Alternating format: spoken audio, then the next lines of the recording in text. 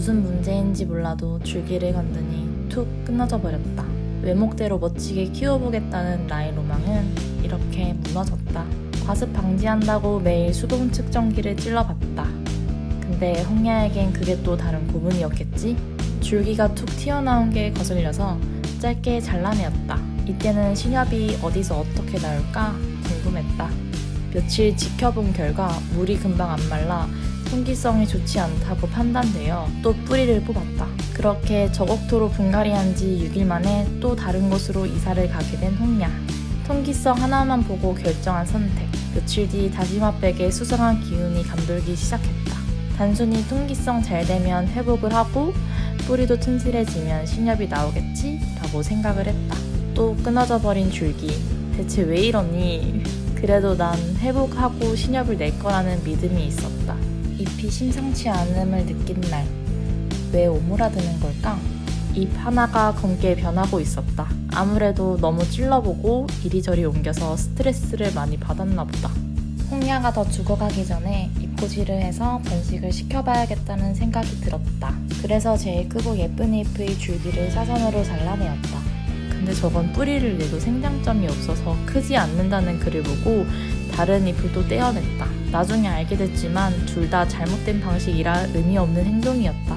잎 하나하나가 소중했던 시기였는데 쉴 틈조차 주지 않은 나. 그렇게 홍야는 서서히 말라갔다. 구멍이 많아서 그런지 금방 마르길래 물을 자주 주었던 탓일까? 다시마백에 곰팡이가 생겼다. 그렇게 다시 뿌리를 뽑힌 홍야. 여전히 뿌리는 비실비실 볼품없었다. 새 토분이 올 때까지 다시 전연간수 화분에서 지내게 된 홍야.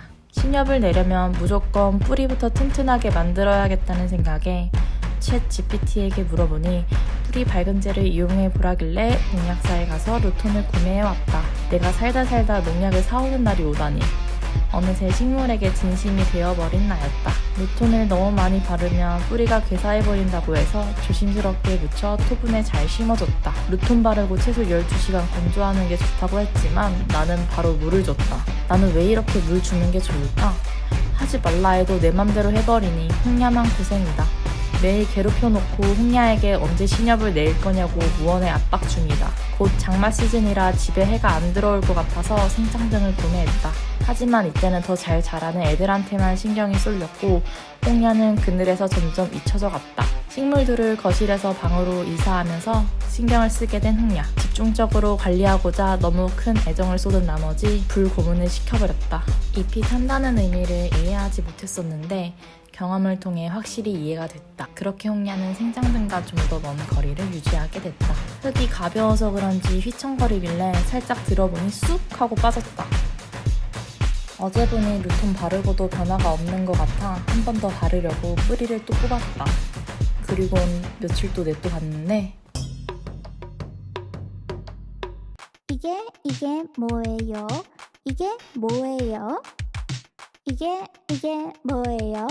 이게 뭐예요? What is this? What is this? What is this?